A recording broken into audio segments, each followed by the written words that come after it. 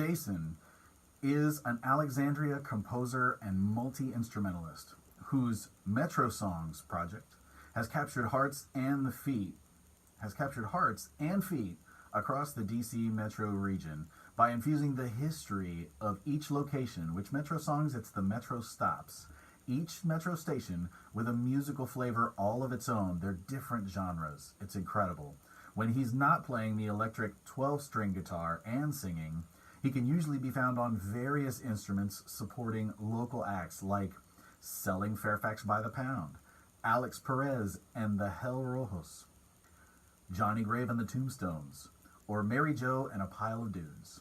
He's performed on stages all over the area like Electric Maid, Black Cat, 930 Club, the Kennedy Center Millennium Stage, his studio, and called an undisclosed location.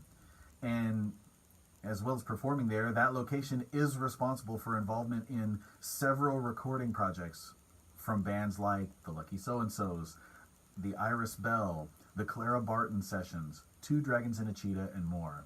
Basically, this man's musical resume is absolutely incredible because he seems to do everything.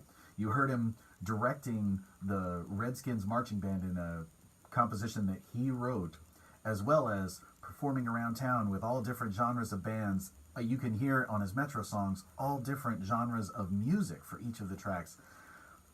Basically, I've seen this man on stage and I've heard about him, and it is such an honor to have him sitting here with me in the studio today. So, listeners, it's with great pleasure that I introduce Jason Mendelson. Please say hi to everybody.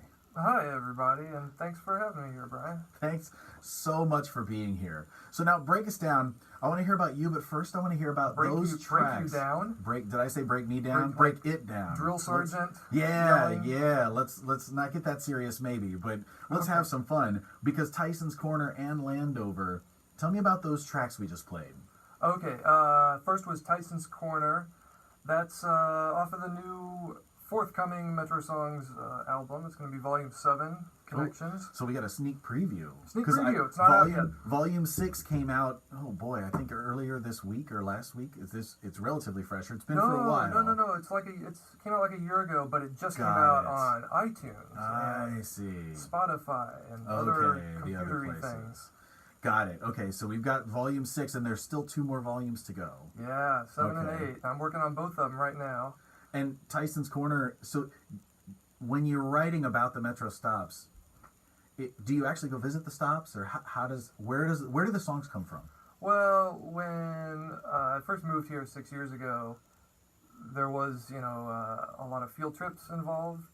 Because the novelty hadn't worn off. I was still playing tourist, so my wife and I would go to different things around town, and we'd take the metro a lot, and so it was just natural that we'd end up taking trips that involved passing through all these metro stations. I have to admit, I have not been to every single one that I've written about, but I do a lot of online research. I'll usually start with Wikipedia and then find actual credible resources that are linked there, and so there's a lot of homework involved. And the song Tyson's Corner seems to talk about a story. Is that one that you actually had, or where do you draw from for that? That's a fictional story. I just had the idea of a guy who was, had maybe been shot down in a marriage proposal, and then some time goes by, and they happen to reconnect, and, maybe there's a second chance there.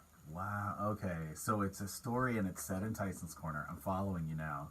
And when you have do you develop the song and the composition? How does it come together? Because you've got all these different genres. I encourage you to listen to his tracks because all of them are different. There's some hip hop, there's some blues, there's some swing. It seems like every genre. That one was almost reminded me of a high school, or not, I can't say high school musical, but a musical, like a Broadway musical. The way that it felt, it was kind of, when I'm listening to it, that's what it reminded me of.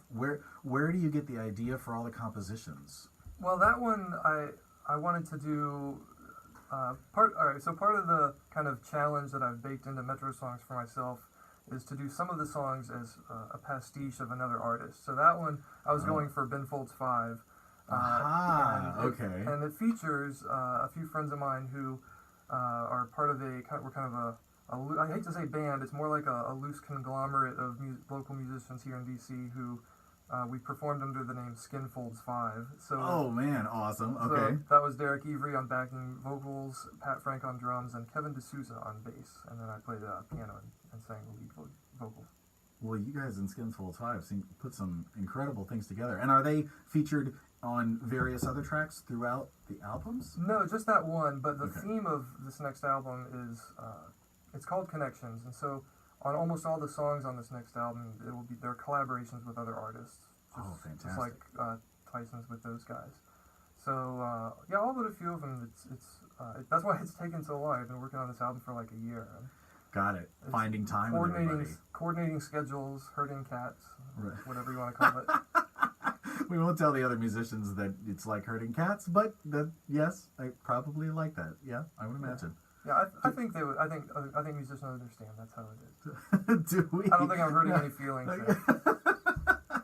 Very good. I like it. Now, what about Landover then? That was the track. You tell me more. You directed the Redskins marching band. How did that happen? How did that come about? Oh, okay. So a friend of mine at work plays sousaphone for the Washington Redskins marching band, and so for years, he and I have talked, and I'll say things like, "Oh, I'd love to write a song for you guys," thinking like in my back of my mind, like that's awesome, but that's never going to happen. But it finally did. We finally, my friend Micah talked to the director, and I guess they were keen to the idea, so got out my very best pencil and wrote a tune for Landover, which is pretty close to FedEx Field there. I think they normally direct people to Morgan Boulevard Station, but I already had a song for that station. So, right, okay, so we got Landover. So I got Landover, and just wrote a little tune, went for that marching band college fight song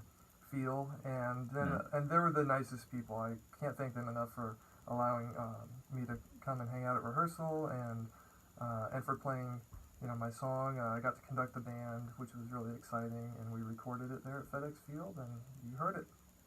So directing, let's transition into you now, because now you're directing a marching band, and yet you also compose and do these other things. What's your background? Have you been a band director before, or was that new? How does the music start, or where does that story come from with you? Okay, well, I first started playing on a little kind of toy keyboard that my grandparents got me when I was 3 or 4 years old, and then 5th grade I started playing trombone with the school band. I played that all the way through college. But in high school, I started playing piano and guitar. There was a piano in the band room, so I would get to school early and just fool around on the piano. And since I already knew sheet music, I had kind of a good basis to start learning with. So I knew music, I was playing. It's not like I was taking lessons. So many people say that, oh, I took piano lessons when I was a kid, and then they never play again. It's because they're forced to play things like Mary Had a Little Lamb and stuff they're just not interested in. And so since I was totally self-directing the learning process, I was able to just play the rock and roll that I was actually interested in. So that's how I started playing piano and guitar. And sadly, I don't play much trombone anymore because it's the kind of instrument you have to play like every day, or your muscles in your face just go to mush. And so I don't have that problem with piano and guitar and bass and accordion and mandolin and all that foolishness. So that's kind of what I do now. Wow. Okay, and it came together. Now, when you're not, so all of the things all the musical things you're doing now. You're recording, you're performing. What are they? Yeah, I play with a few different bands in the DC area here, which is pretty standard for DC musicians. I play bass and keyboards for Johnny Grave, and I play bass for Alex Perez. I play lead guitar for Mary Jo Matea. And, there's other various projects, kind of one-off things I get involved with here and there. Got it. Okay. Now, what about, so now you, not the musician, in your personal time, are you a hardcore marathon trainer? Are you a yoga fanatic? Do you play chess? What does outside of music consist of for you, or is there? Well, I'm pretty busy with music, so my free time is divided between the music we've been talking about and hanging out with my wife. We like to go and do things like nature-y kind of things, like parks or nerdy stuff like museums. Got it. And we've been doing a little bit of like road trip stuff, like day trip stuff lately. Like we recently went up to Jim Thorpe, Pennsylvania, which just seems like the most random thing, but it's a cool little town. So we had a lot of fun there. Wow. All right. Well, now what's one thing you love about the DC music scene? Well, it's a great community.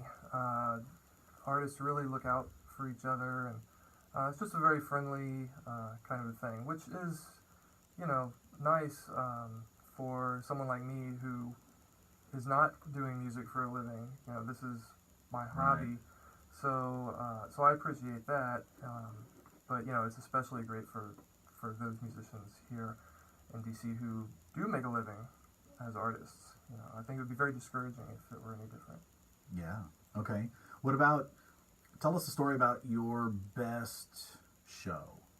What comes to mind? I had a really cool opportunity to host a show at the Millennium Stage at the Kennedy Center. Wow. Johnny Grave had a project called the Clara Barton Sessions that was involved the Clara Barton Missing Soldiers Office Museum in Chinatown in D.C. And there was an acoustic recording that was made there, and then the musicians got to perform the songs at the Kennedy Center. And I was the audio engineer for that, so me and the video producer got to be the hosts. So it was Wow. that was a lot of fun, and I really liked that I didn't have to haul any gear. Just show up. And anybody who's done any kind of sound or musicians, oh my goodness, sometimes I'm a drummer. There is a lot of gear sometimes. You so chose poorly. When it comes to gear, definitely. But that's why you also get really good at the gear share. How can we share these things so not everybody has to bring everything? What about, tell a story about the time you tried and failed. Well, Metrosongs Volume 4, I tried to do a Kickstarter to raise just a few bucks to cover costs of that, and it went horribly just because I am spread too thin. I couldn't really focus on it, and I think because I play in so many different bands and stuff, I don't really devote the time I should to promoting my own stuff, so I can't really say I have a huge draw yet, but I've got a live group that's great, and we've been doing some shows, and we're working on building that up. My God, you've certainly got in terms of if your resume is the songs you've got 6 volumes now, 2 more coming, and the product's amazing. I love the diverse product that you come across with. It's incredible when I see you. Thank you. Now, do you have any rules, like as a band or an art, or like with the band or as an artist? What kind of rules do you have, and are there any you always break? Oh, well, since I do so much recording, there's always little things that I'm trying to remember to do, and then a lot of times I forget them. And a lot of it just involves, going through this stuff and making sure it's really 100% perfect. And there's one thing as a rule that I've tried to remember to do, and I'm horrible. It seems like I never remember, is when I'm tracking a bass part, recording a bass part, I always try to remember to use an old Motown trick where they would double the bass with another rhythm guitar. And somehow I always think, just randomly I think to myself, oh yeah, next song I gotta remember to double it with a guitar, and I always forget to do it. And it's out there, too late. I love it. Well, and the last thing I like to ask is, so one piece of advice, if you were to offer, what would that be? Well, for musicians, I would say just learn as much stuff as you can and build up your skill set.